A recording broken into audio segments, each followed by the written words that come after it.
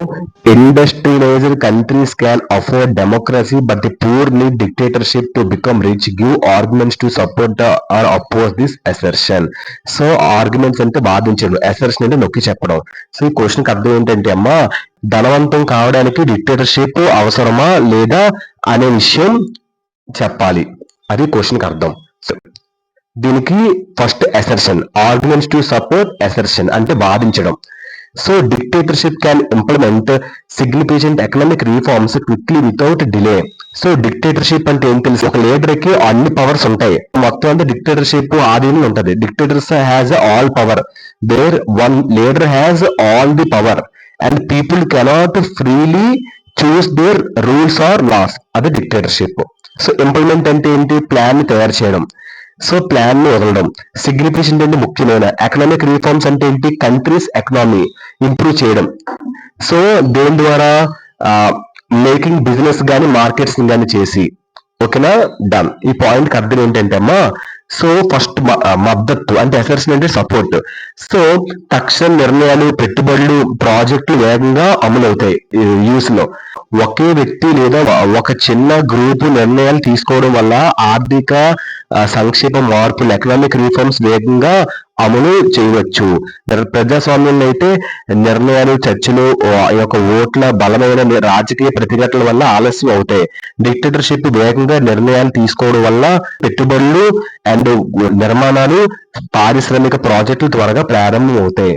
So తక్షణ నిర్ణయాలు, ఒక వ్యక్తి అధికారంలో ఉండడం వల్ల నిర్ణయాలు వెంటనే అమలు అవుతాయి. అది ఫస్ట్ పాయింట్ అర్థం. Second point, authoritarian regimes can direct national resources and focus on specific economic goals. Authoritarian regimes అంటే ఏం తెలుసమ్మా, పీపుల్ స్ట్రాంగ్ గా కంట్రోల్ చేయడం, లీడర్స్, అదే authoritarian regimes. So the national resources అంటే ఏం తెలుసమ్మా, పీపుల్, నేచర్ పీపుల్ యూజ్ చేసుకోరు, వాటర్ గా, ఫారెస్ట్ గా, మినరల్స్ గా, అదే national resources. And focus on specific economic goals. Specific economic goals అంటే ఏం తెలుసమ్మా, so want to reach jobs అంటే రీచ్ అవ్వడం, హైయర్ ఇన్కమ్ అంటే రీచ్ అవ్వడం, లోవర్ ప్రైజెస్, ఇవన్నీ కూడా ఏంటి, రీచ్ అవ్వడం, ఇవన్నీ కూడా స్పెసిఫిక్ ఎకనామిక్ గోల్స్. ఈ పాయింట్ కి అర్థం ఏంటంటే, ఈ యొక్క అథారిటేరియన్ పాలన ప్రభుత్వం దేశంలోని ప్రత్యేక ఆర్థిక లక్ష్యాలపై దృష్టి సారించడం, ఇంకా నిర్ణయాలు తక్షణం అమలు అవగలవు, ప్రభుత్వ స్థిరత్వం మరియు విధానాలు అమలు సులభం, ప్రజల స్వేచ్ఛ, రాజకీయ చర్చలు తక్కువగా ఉండవచ్చు. అది పాయింట్ కి అర్థం. ఏంటి, arguments to support the assertion, arguments to oppose assertion. Oppose అంటే వ్యతిరేకంగా చెప్పడం, అసర్షన్ అంటే ఏంటి, నొక్కి చెప్పడం. సపోర్ట్ సపోర్ట్ అంటే ఏంటి, మద్దతు ఇవ్వడం. అపోజ్ అంటే ఏంటి, వ్యతిరేకంగా చెప్పడం. So in democracy the governments are accountable to their citizens. Next, so ఈ పాయింట్ కి అర్థం ఏంటి, first of all democracy. Democracy అంటే ఏంటి, government where people choose their leaders. ఓకేనమ్మా. నెక్స్ట్, అకౌంటబుల్ అంటే ఏంటి, have freedom to express their opinion, being responsible for your actions, అదే గవర్నమెంట్ అకౌంటబుల్. సిటిజన్స్ అంటే people who belong to country, have rights and responsibilities in that country, వాళ్ళని citizens అని అంటారు.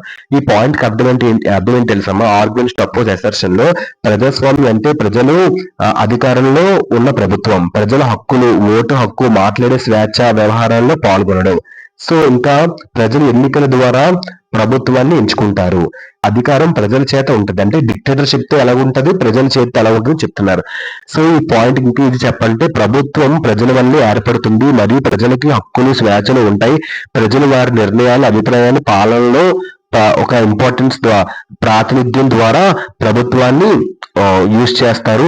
There main aim to reduce inequality. అంటే ప్రజాస్వామ్య ప్రభుత్వాలు ప్రధాన లక్ష్యం ఇన్ఈక్వాలిటీని తగ్గించడం. అంటే ధనవంతులు, మధ్యతరగతి, పేదల మధ్య ఉన్న ఈ యొక్క పక్షపాతాన్ని తగ్గించడం. అంటే ప్రతి ఒక్కరికి సమాన అవకాశాలు, హక్కులు, సేవలు అందించడం, అదే వాళ్ళ main target. They give importance to sustainable economic growth. Sustainable economic growth అంటే ఏంటమ్మా, improves economy without hurting environment, అదే సస్టైనబుల్ ఎకనామిక్ గ్రోత్. దానికి ఎక్కువ ఇంపార్టెన్స్ ఇవ్వడం. ఈ పాయింట్ కి అర్థం ఏంటంటే అమ్మ, లాస్ట్ పాయింట్ కి, ప్రజాస్వామ్య ప్రభుత్వాలు లేదా ఆర్థిక విధానాల్లో ఈ దేనికి ఇంపార్టెన్స్ ఇస్తుందంటే, సస్టైనబుల్ ఎకనామిక్ గ్రోత్ కి మోస్ట్ ఇంపార్టెన్స్ ఇస్తుందంటే, improves economy without hurting environment, దానికి ఎక్కువ ఇంపార్టెన్స్ అనేది ఇస్తుంది.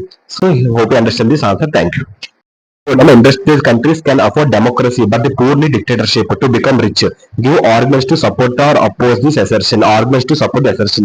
ఒక షార్ట్ డెఫినేషన్ దీనికి ఏంటంటే అమ్మా, పారిశ్రామిక దేశాలు ప్రజాస్వామ్యాన్ని నిర్వహించగలవు, ఎందుకంటే ఆర్థిక వ్యవస్థ బలంగా ఉంటుంది. పేద దేశాలు వేగవంతమైన అభివృద్ధికి తక్షణ నిర్ణయాలు తీసుకునే డిక్టేటర్షిప్ ఆశ్రయించవచ్చు. అండ్ దీంట్లో సపోర్ట్ ఉంది అండ్ నెగిటివ్ కూడా ఉంది, అపోజ్ కూడా ఉంది. వేగంగా ఆర్థిక మార్పులు, పెట్టుబడులు, ప్రాజెక్టులు అమలవుతాయి, అది సపోర్ట్. నెగిటివ్ లోని అపోజ్ లో ప్రజల హక్కులు, స్వేచ్ఛలు కోల్పోతాయి దీనివల్ల.